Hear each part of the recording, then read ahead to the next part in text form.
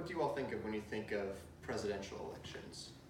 If you think back to the previous 2016 election, does that stress you out?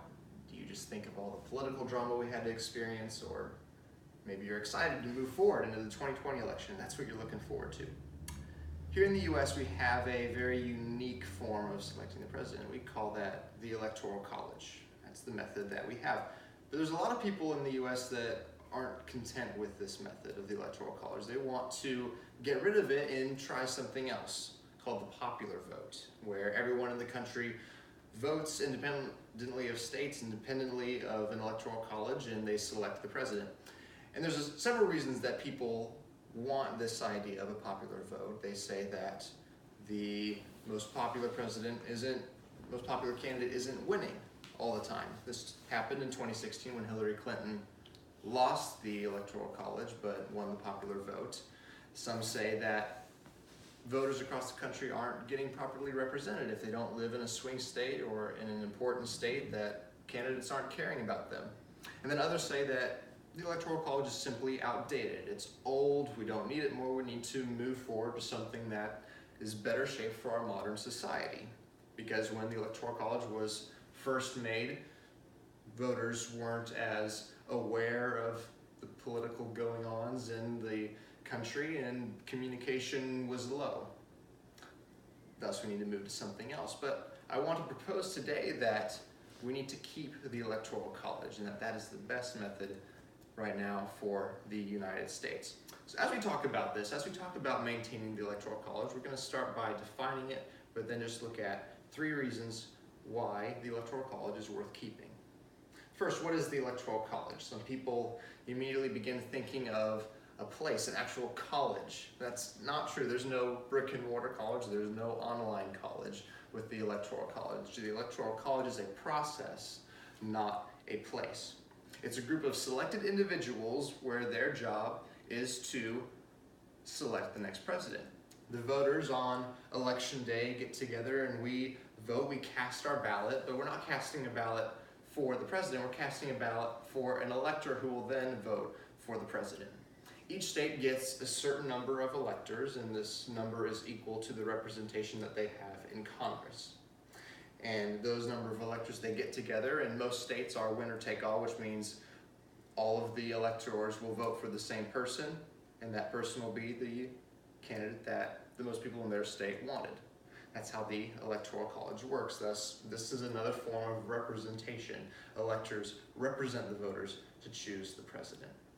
It's kind of a complicated system. It's a little difficult to explain, but it's the method that we have. And this is why we should keep it for 3 reasons. First of all, the Electoral College represents rural voters, people who don't live in big communities.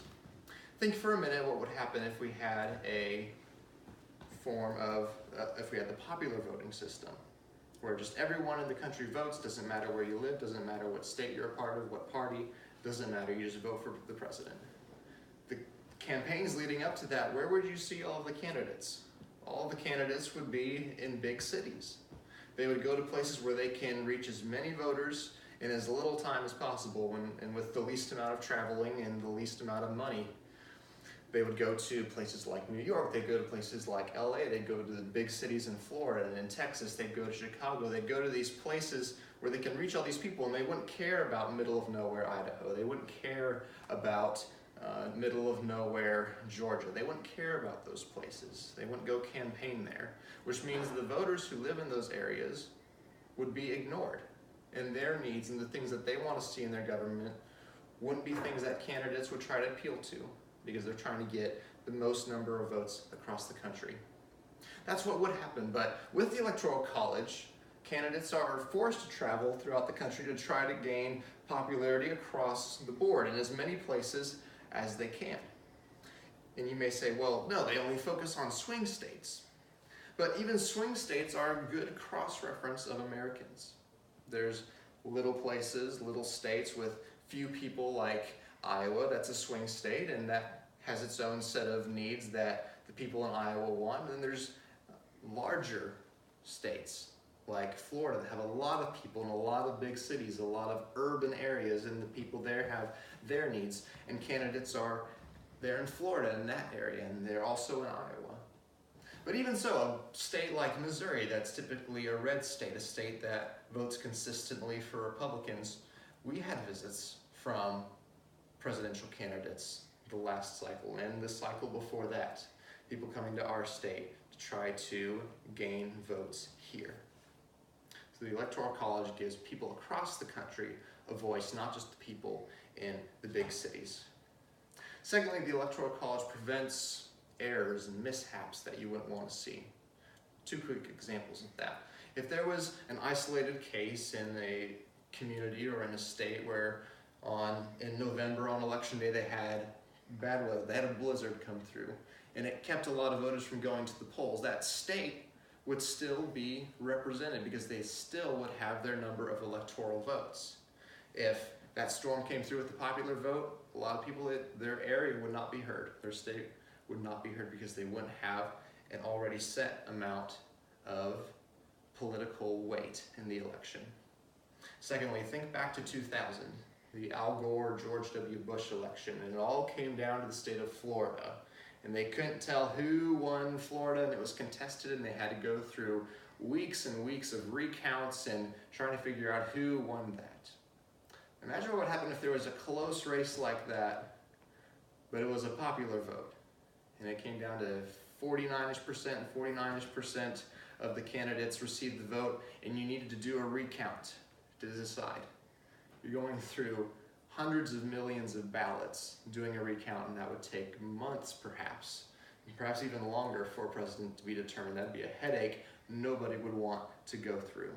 That's something we wouldn't want to see, and the Electoral College prevents things like that from happening. Thirdly, the Electoral College promotes this representative form of government that we have and provides this layer of protection. Think of this quote here from Hillary Clinton. This was after she lost the 2016 election, and she said this about the Electoral College. She said, "I believe strongly that in a democracy we should respect the will of the people, and to me that means it's time to do away with the Electoral College and move to the popular election of our president." Now, of course, we could point out that, of course, somebody would say this after they lose, but the point I want to look at here is she says, "I believe strongly that in a democracy we should respect the will of the people." That sounds nice, but that's not quite the case because America is not a democracy. In a democracy, the people decide everything. They decide the laws, they decide every single person who goes into which office, they get together and select that. We have a representative form of government where we choose people to represent us to make the decisions.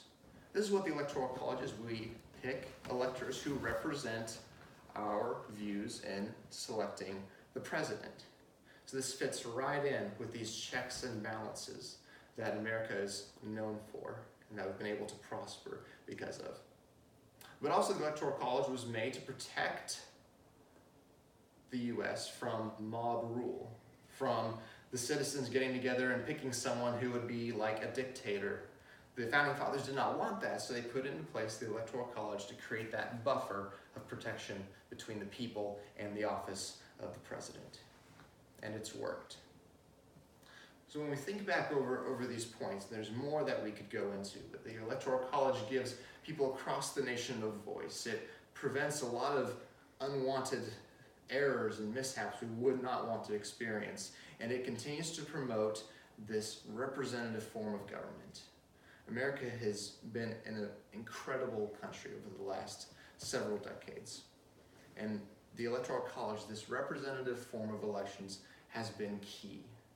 Why would we want to go away from that? So in the end, I want us to see and understand and agree with the notion that the Electoral College should be maintained in America.